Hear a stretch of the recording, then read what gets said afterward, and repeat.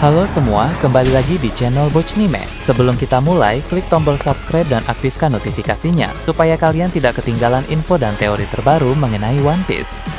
Sekarang lanjut ke pembahasan.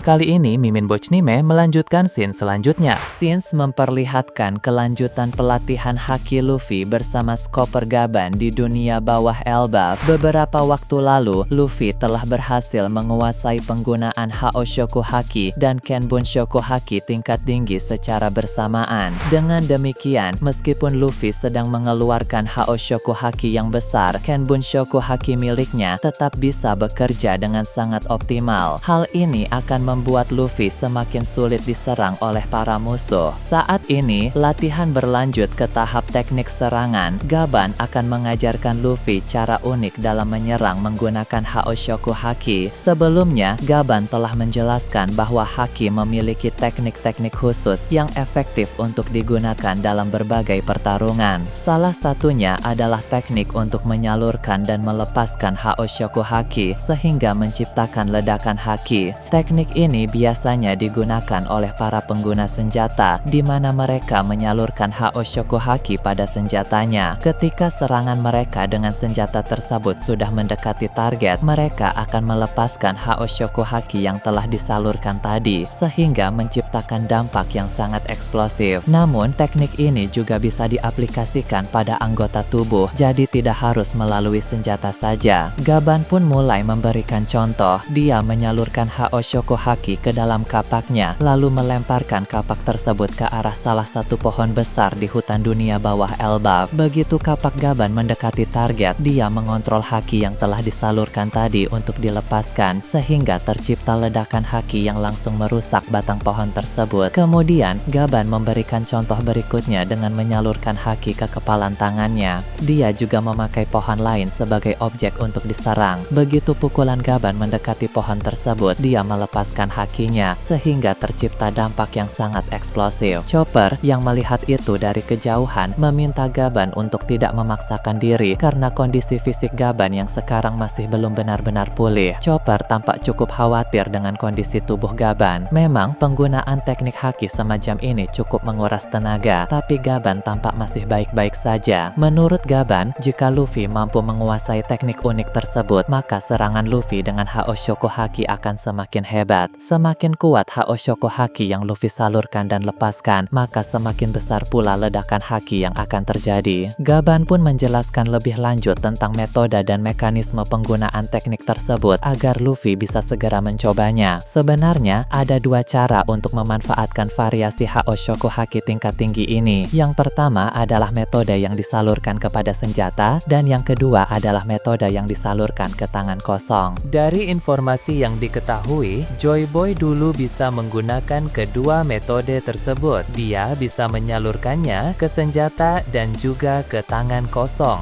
Luffy tentu lebih tertarik dengan metode tangan kosong karena dia memang sudah terbiasa bertarung dengan tangan kosong dibandingkan menggunakan senjata apapun. Namun, Gaban berkata bahwa dia tetap akan mengajari Luffy kedua metode tersebut karena siapa tahu nanti akan ada situasi di mana Luffy terpaksa harus menggunakan senjata. Apalagi di Elbaf ini ada salah satu senjata legendaris milik dua matahari Nika yang tersimpan di sana, yang tentu saja ditakdirkan untuk Luffy, sang pemilik kekuatan Nika pada masa kini. Sebenarnya, sekarang ini Luffy juga sudah lumayan ahli dalam menggunakan senjata. Di Pulau Egghead yang lalu, dia sempat menggunakan kekuatan imajinasinya dalam mode Nika untuk menciptakan pemukul baseball. Kemudian, dia sempat menangkis serangan-serangan dari Gorosei menggunakan pemukul baseball tersebut. Beralih ke tempat lain, cabang di antara dunia bawah dan dunia matahari akan mendapat sorotan. Sesuai dengan pembahasan sebelumnya, di sana ada Zoro dan Sanji yang sedang melawan para monster mimpi buruk. Mereka berdua juga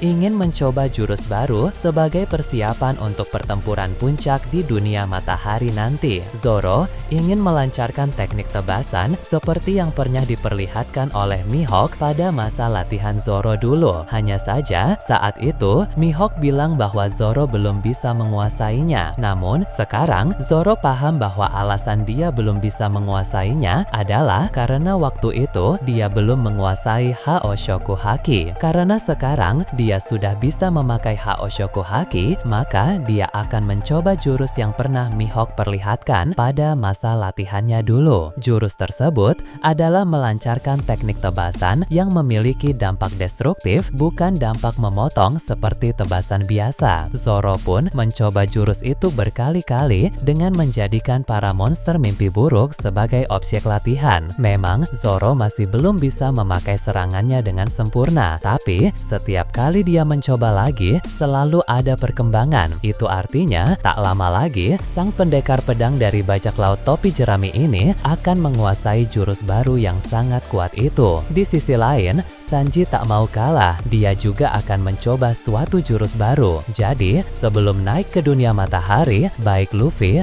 Zoro maupun Sanji tampaknya akan menguasai kemampuan baru terlebih dahulu. Hal ini akan membuat mereka bisa bertarung dengan sangat optimal dalam menghadapi para musuh kuat di atas sana. Berpindah ke Marijois. Kelanjutan pertempuran antara pihak pasukan revolusi dan pihak pemerintah dunia akan diperlihatkan kembali. Sebagaimana kita bahas pada video sebelumnya, di sana ada Gorosei yang bertarung melawan Karasu bersama dua rekannya dari ras Lunaria dan ras Buccaneer. Namun, War Curie yang sedang dalam mode hybrid hoki membuat mereka bertiga menjadi sangat terdesak. Kali ini, sang pemimpin komunitas ras Buccaneer datang membantu mereka. Pemimpin komunitas ras Buccaneer tersebut memiliki kekuatan yang besar, jauh lebih kuat dibandingkan semua anggota Buccaneer yang ada di tempat itu, sehingga dia dapat memberikan bantuan yang sangat berguna melawan War Curie. Pemimpin Buccaneer bersama dengan Karasu dan yang lain terus melancarkan serangan kepada Gorosei itu. Tak tinggal diam, War Curie memakai teknik serangan kuat dari perpaduan antara efek gemarangan dengan Haoshoku Haki. Serangan tersebut langsung membuat Karasu, anggota Lunaria, dan anggota Buccaneer terhempas dari sana. Namun, berbeda dengan mereka, pemimpin komunitas Buccaneer hanya sedikit terdorong ke belakang karena dia mampu bertahan dengan Haki. Setelah itu, dia segera maju kembali untuk bertarung melawan War Curie. Gorosei tersebut pun cukup terkejut melihatnya mampu bertahan dan langsung maju lagi. Tapi, tentu hal itu tidak membuat War Curie gentar karena sekuat apapun ras Buccaneer, level kekuatannya tetap di bawah Gorosei. Dari area yang aman, ada Levite yang terus memantau pertempuran yang sedang berjalan di sana. Dia pun takjub dengan kekuatan fisik dari pemimpin komunitas Buccaneer itu. Levite memang tidak tahu jika orang tersebut adalah pemimpin dari ras Buccaneer karena identitasnya sangat rahasia. Tapi, dengan melihat aksinya di sana, Levite bisa menarik kesimpulan bahwa di antara semua anggota Buccaneer yang bertarung di tempat itu, dialah yang memiliki kekuatan paling besar. Sehingga Levite yakin orang itulah pemimpin dari ras Buccaneer. Sabo yang sedang bertarung melawan Shamrock sekilas bisa melihat juga bagaimana pemimpin komunitas Buccaneer itu bertahan dan menyerang balik. Sabo pun memuji kemampuan hebatnya. Menurut Sabo, Dragon memang orang yang luar biasa, sehingga dia bisa menjalin hubungan baik dengan sekutu sehebat itu. Kembali menyusuri pertarungan pemimpin komunitas Buccaneer melawan Gorosei War Curie, setelah saling serang beberapa saat, War Curie paham bahwa dia harus lebih serius lagi. War Curie pun bilang, bersiaplah untuk serangan yang lebih besar. Pemimpin komunitas Buccaneer tidak gentar sama sekali. Dia mulai melapisi kedua tangannya dengan Haoshoku Haki yang kuat, siap untuk bertarung habis-habisan. Jadi, orang ini pun memiliki Haoshoku Haki, sama seperti pemimpin komunitas Lunaria yang pernah sebagaimana kita bahas pada video sebelumnya. Untuk saat ini, pemimpin komunitas Lunaria sedang bertarung melawan kesatria suci dari keluarga J. Garcia. Dalam pertarungan tersebut, sang pemimpin Lunaria mampu unggul. Sementara itu, di dalam kastil Wangea, beberapa kesatria suci yang mengawal para Tenryubito mulai berbincang di sana. Salah satu dari mereka bilang bahwa tampaknya pertempuran di luar berjalan dengan semakin sengit karena dia merasakan pancaran-pancaran haos Shoku Haki yang kian intens. Rekannya pun membenarkan hal itu. Mereka sepertinya sangat tertarik untuk ikut campur, tapi sekarang belum ada arahan, sehingga mereka harus tetap pada tugas mengawal para Tenryubito saja. Setelah itu, kita diperlihatkan Pulau Karibari, di mana pertempuran masih terus berlangsung. Kali ini, kita berfokus pada Vince Moki Judge yang sedang bertarung bersama Dr. Vegapunk dan kawan-kawan dalam menghadapi Seraphimonia. Di sana, Judge memuji penemuan dari Vegapunk itu. Dalam hatinya, ada rasa kesal sekaligus kagum, karena penemuan dari Vegapunk memang sangat luar biasa. Menurut Judge, mungkin akan sangat sulit baginya untuk mencapai level seperti Vegapunk itu.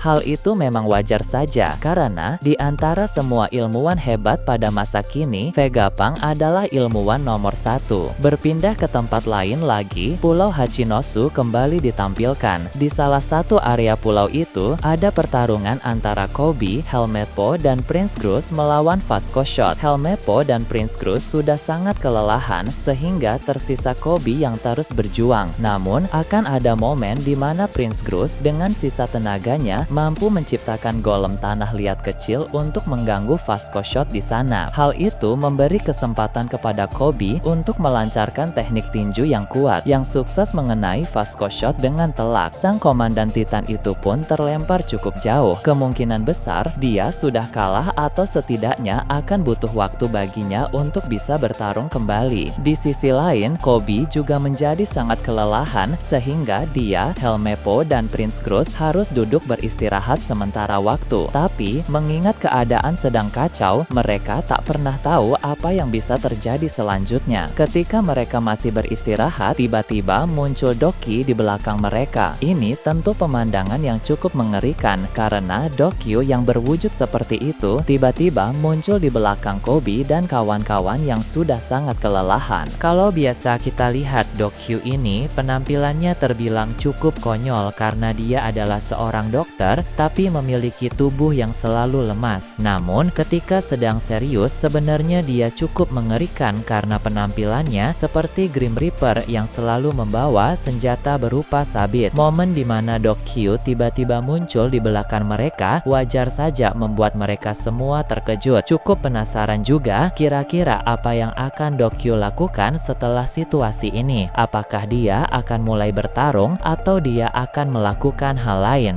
Beralih ke tempat lain, Pulau Langit Witeria akan ditampilkan. Sebagaimana kita bahas pada video sebelumnya, di sana ada Vegapunk gabungan dan banyak ilmuwan lain yang sedang berdiskusi di tempat itu. Awalnya, mereka membicarakan tentang potensi dunia yang akan tenggelam serta betapa pentingnya harta karun One Piece untuk masa depan nanti. Kemudian, mereka juga lanjut membahas soal Alvin Smoky, Judge, dan Caesar Clown yang kini mendirikan organisasi bernama Neomets. Sekarang, mereka pun beralih topik lagi. Mereka membicarakan tentang Queen yang diketahui ditangkap oleh Angkatan Laut setelah peristiwa besar yang terjadi di Wano Kuni. Mengapa Queen dibicarakan? Karena dia juga merupakan seorang ilmuwan hebat. Jika saja Queen tidak ditangkap oleh Angkatan Laut, ada kemungkinan kelompok Neomets akan merekrutnya. Namun, berhubung sekarang Queen sudah ditangkap, maka niat mereka sepertinya tidak jadi. Karena tentu sangat beresiko jika harus menerobos Impel Down hanya untuk merekrut Queen saja. Jadi, menurut para ilmuwan yang ada di Witeria, ilmuwan yang tergabung dalam Neomets hanyalah Judge dan Caesar saja. Tak ada lagi ilmuwan hebat lain. Potensi Queen sebagai seorang ilmuwan hebat terbuang percuma begitu saja. Jika saja Queen memilih jalan yang benar, ada kemungkinan para ilmuwan di Witeria akan merekrutnya ke kelompok mereka. Setelah itu, Vegapunk gabungan juga membahas topik lain, kali ini tentang rencananya membangun laboratorium baru di Pulau Elbaf. Di sana, dia juga akan membangkitkan klon dari tubuh Vegapunk asli yang kita tahu telah dibawa oleh Lilith. Namun, karena Elbaf sekarang masih kacau, belum tepat waktunya untuk membangun laboratorium baru di sana. Tapi, jika keadaan sudah aman, maka warga Panggabungan ingin meminta bantuan dari rekan-rekan ilmuwan tersebut untuk mendirikan laboratorium itu. Nah, bagaimana menurut kalian terkait ini? Nah, itu tadi berbagai hal menarik pada pembahasan channel Bocnime kali ini. Menurut kalian bagaimana? Silahkan tulis di kolom komentar di bawah. Oke, segitu saja untuk pembahasan kali ini. Jangan lupa like, share, dan subscribe untuk video menarik selanjutnya. Peaceful World!